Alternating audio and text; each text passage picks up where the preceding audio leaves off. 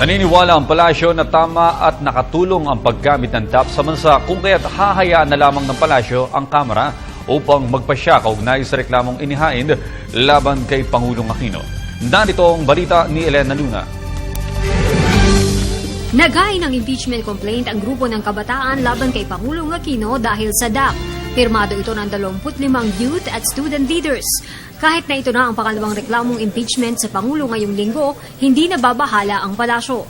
Sa paghain ng impeachment complaint na nakabatay sa mga usaping legal tungkol sa DAP, dinala ang usaping ito sa larangang pampolitika na kung saan hindi na ang mga mahistrado kundi ang mga hinalal na kinatawan ng mga mamamayan ang tatalakay at magpapasya hinggil dito.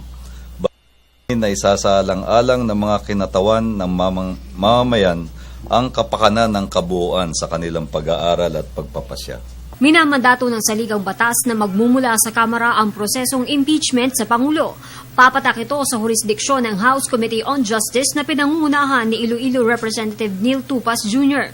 Bukod sa kaalyado ng Pangulo si Tupas, sinasabi ring baka hindi maabot ang kailangang 77 boto ng mga mambabatas para ma-impeach ang Pangulo dahil marami pang kaalyado ang palasyo sa Kamara. Ayon kay PCOO Secretary Sandy Coloma, hindi ugnay ang politika ang paiiralin sa Kamara, kundi interes ng taong bayan. Katuwiran ang dapat na maging pangunahing batayan ng mga kinatawan sa kanilang pagpapasya, tiyak na isaalang-alang nila ang saloobin at kapakanan ng mga mamamayan. Hindi maikakaila na mahalaga ang numero dito dahil sa kahuli-hulihan magbobotohan kung ipapasa o hindi ang panukalang impeachment.